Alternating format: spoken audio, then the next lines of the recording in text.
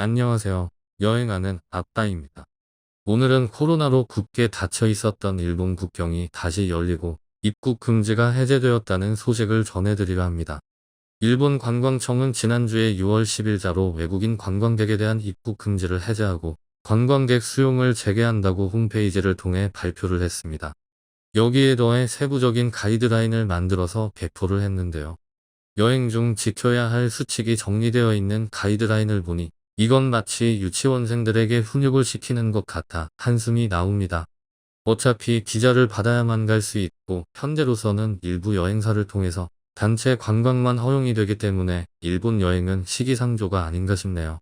당일 여행 출발까지의 흐름도인데요. 역시 매뉴얼을 중시하는 일본이구나 싶습니다.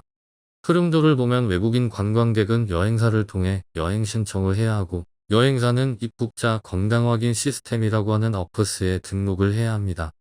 또한 여행사는 재외공관을 통해 사전 대리 신청도 해야 합니다.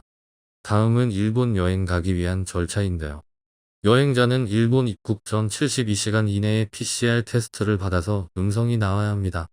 다음으로는 MySOS라는 입국 심사용 앱을 다운받아서 이것저것 입력을 한 뒤 일본 관광청 웹에서 QR코드를 다운로드 받아야 합니다.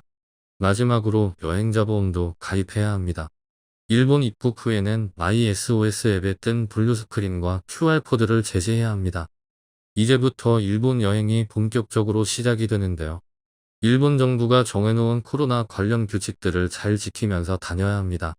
가이드라인을 보면 유치원에 막 입학한 어린아이들에게 지켜야 할 규칙을 설명해 주듯이 사파로 각 여행지 상황별 지켜야 할 수칙을 정리해 놓았습니다. 숙박지에서는 체온을 재고 손소독제를 사용합니다. 공용우천은 사용하지 말아야 하며 함께 사용하는 자리에서의 시간은 최소화하랍니다. 대중교통 버전을 보면 마스크 착용하고 환기 잘하고 말하지 않도록 노력하라고 합니다. 또한 여행 성수기 시간에는 밖에 있는 것을 자제하도록 노력하래요. 여행사가 이런 규정을 모두 지켜서 여행객들을 인솔해서 다녀야 한다면 동선을 어떻게 짤 것인지 갑자기 궁금해집니다. 관광지나 쇼핑할 때의 가이드라인을 볼까요? 관광지에서는 방문객들이 많은 시간대와 사람이 붐비는 여행지를 피해달라고 합니다.